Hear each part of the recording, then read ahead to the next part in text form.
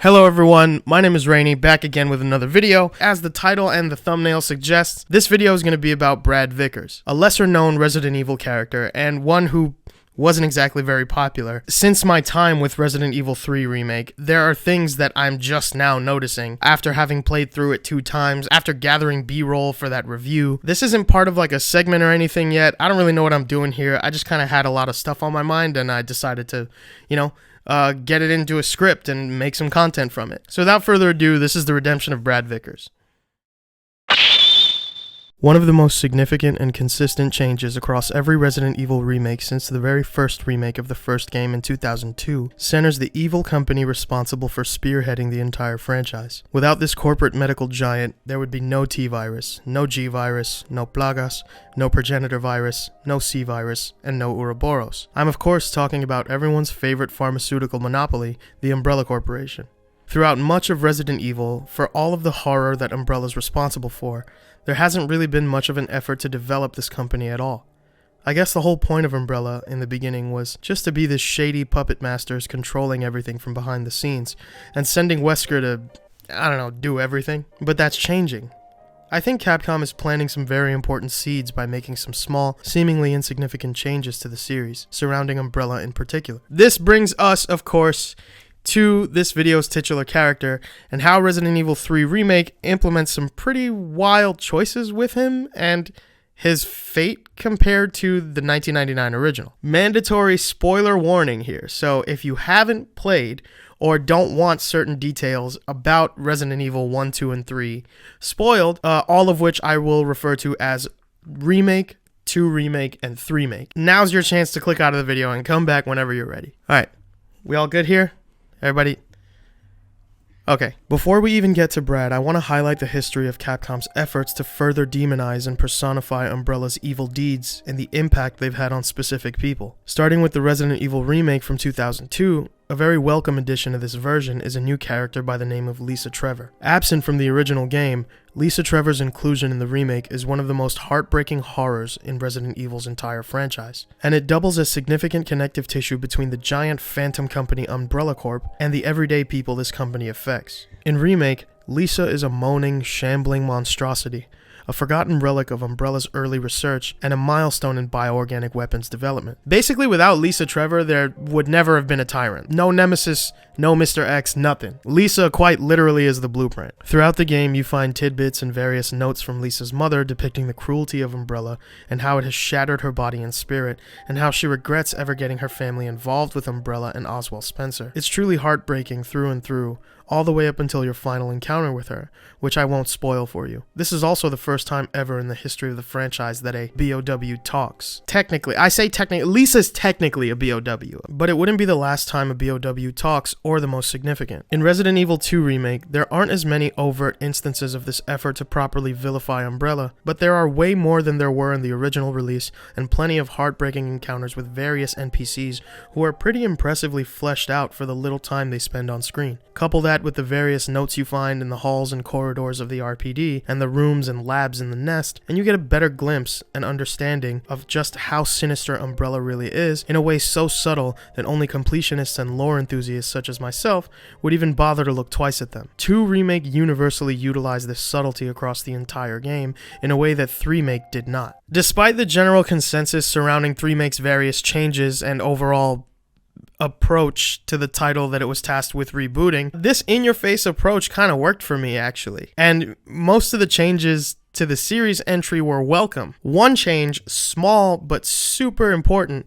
stuck out to me. One character that played what seemed like a minor role to most, but actually helped cement a greater notion about Umbrella and about the T-Virus, at least in my mind. Enter Brad Vickers, cowardly helicopter pilot turned hero in the first game, reduced to a single cameo in the second game, who is now one of the most important supporting characters in the Resident Evil 3 Remake. At least to me, okay? And I'll explain why, I'm getting there. Between the original release and remake, Brad Vickers' story has 2 distinct similarities. It's short and it's tragic. Once again, spoilers ahead. What's the caution thing?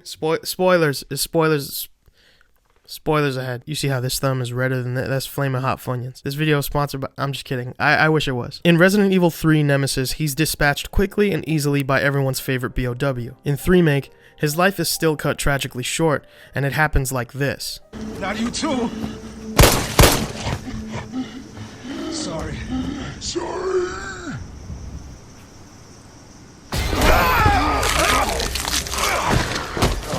Okay, this is one of the most important moments, not only in Remake as a whole, but it's pivotal in establishing Umbrella as the truly evil, irredeemable company hell-bent on making the world suffer in the name of monetary gain. Up until this point in the chronological timeline, as in not the release timeline, the only two other BOWs that had ever spoken were the Nemesis, who was created for the sole purpose of hunting and killing STARS members, and only ever said the one word anyway, and the aforementioned Lisa Trevor. And no one really talked about it because, well, Nemesis is Nemesis, and Lisa wasn't your traditional BOW. She retained some of her humanity in the eyes of the player and presented as more of a disfigured human than a literal unkillable monster. What makes Brad different is that he's just another zombie. There's no history of torture or any effort to make us feel for him like we did with Lisa. There's nothing special about his presentation. He gets bit, he turns, and looks and acts just like any other zombie, except in this crucial moment. Now, on the surface, it just seems like another,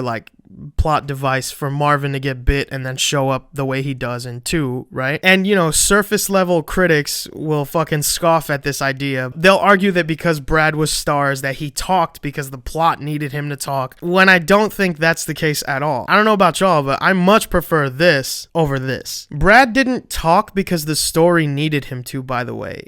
That's such a stupid fucking argument. Anything that happens in any story is because the plot needed it to, okay? That's how plots work. You can't be mad at a story for telling the fucking story. Brad is largely unremarkable. He's not special. He's the closest to a degular civilian in all of STARS, and he's the only one of the Spencer Mansion survivors who actually dies. You guys notice that? You guys notice that of all the people that survived the Spencer Mansion, fucking Brad's the only one that died and stayed dead? Jill's a fucking super soldier. Chris is indestructible. Rebecca's like a movie star, apparently. Wesker's not dead. I refuse to believe he's dead. He's not dead. He's gonna be the villain forever. And Barry is off polishing his 45 or something. Brad did not get special treatment here. Brad was not protected by the script or weaponized by the story. He was the perfect device to implant this idea in our heads. Okay, so when Brad says sorry, and Marvin gives him that heartbreaking, disbelieving look, you, the player, are meant to feel what Marvin is feeling. You're meant to come to the same grim realization as Marvin, that there are still people in there. Brad saying sorry blows the fucking doors wide the fuck open to the possibilities forever now. But we not talking about that, alright? This is the new canon. This is about the remake. So before the events of 4, 5, and even 6, we were under the impression, up until 3, that zombies were just some mindless ghouls that we didn't have to think about pumping full of lead because the person behind the monster was already gone. And that could still very well be the case. Whatever parts of Brad's recently turned brain that are still active could just be repeating any auditory signals it's receiving. But I don't know. I like to think that this was intentional. I like to think that everyone in Raccoon City was just like Brad and was suffering inside a body they couldn't control. Imagine the pain of all these people and what they went through, watching themselves attack others and their limbs fall apart from gunfire and having to live through it all. Lisa Trevor did, and she was unkillable.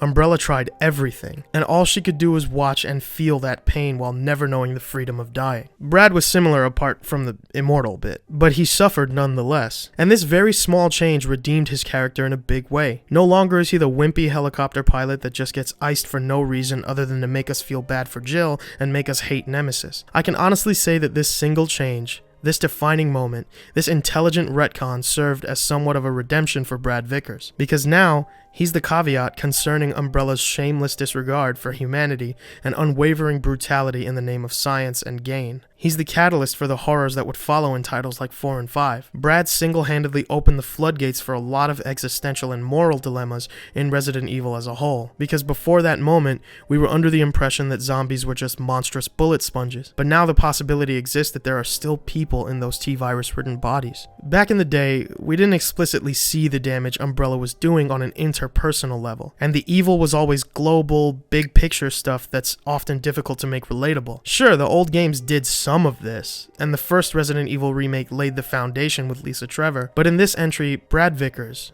in this moment, planted necessary seeds and was thus redeemed in my eyes, going from a pretty forgettable plot device to a pivotal role in the new Resident Evil canon's framework. And hopefully they actually do something with this shit, you know? Hopefully I didn't make this video for no fucking reason.